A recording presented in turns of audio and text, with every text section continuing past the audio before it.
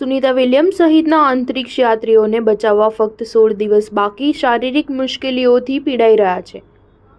નાસાના ભારતીય મૂળના અંતરિક્ષ યાત્રી સુનિતા વિલિયમ્સ અને બેરી વિલમોર લગભગ 2 મહિનાથી અંતરિક્ષમાં અટવાયેલા છે. હાલમાં બંને અંતરિક્ષ યાત્રીઓ ઇન્ટરનેશનલ સ્પેસ સ્ટેશનમાં છે. બંને અંતરિક્ષ યાત્રીઓ બોઇંગ સ્ટારલાઇનરના પ્રથમ પરીક્ષણ માટે રવાના થયા હતા, પરંતુ અવકાશયાનમાં ખામી સર્જાવાને કારણે તેઓ પાછા ફરી શક્યા ન હતા. જોકે હવે અમેરિકન સ્પેસ એજન્સી નાસા પાસે બંને અંતરિક્ષ યાત્રીઓને પરત લાવવા માટે માત્ર 16 દિવસ બાકી છે. તેમનું બોઇંગ સ્ટારલાઇનર અવકાશયાન હાલમાં ટેકનિકલ સમસ્યાઓના કારણે ISSમાં અટવાયું છે.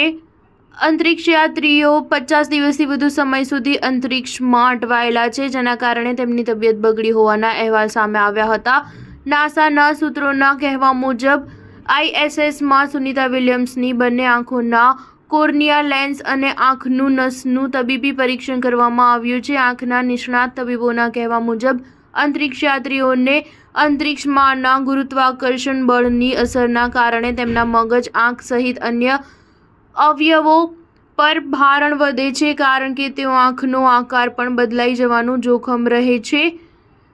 તેમજ જો વધુ સમય માટે અંતરિક્ષમાંના ગુરુત્વાકર્ષણ બળના સંપર્કમાં રહેવાથી હંમેશા માટે દ્રષ્ટિહીન પણ થઈ શકે છે. નાસાના સૂત્રોના કહેવા મુજબ સુનિતા વિલિયમ્સને બોન ડેન્સિટીની સમસ્યા થઈ છે. કુદરતી તત્વોનું પ્રમાણ ઘટી જવાથી તેમના હાડકાં નબળા પડી જતા અને તેમને સંતુલન જાળવવામાં તેમજ ઊભા નહીં રહી શકવાની સમસ્યા સર્જાઈ છે.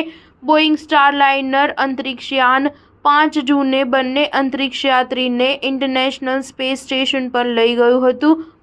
સુનિતા વિલિયમ્સ અને બેરી વિલમોરનું આ મિશન માત્ર 8 દિવસનું હતું, પરંતુ હિલિયમ લીક અને થ્રસ્ટરની ખામીને કારણે અંતરિક્ષ યાત્રીઓનું પરત ફરવાનું મોકૂફ રાખવામાં આવ્યું હતું. બોઇંગ સ્ટારલાઇનરની આ પ્રથમ ઉડાન હતી. સુનિતા વિલિયમ્સ અને બેરી વિલમોર લગભગ 2 મહિનાથી અવકાશમાં અટવાયેલા છે. સ્ટાર ન્યૂઝ 7 હંમેશા સચ્ચાઈની સાથે.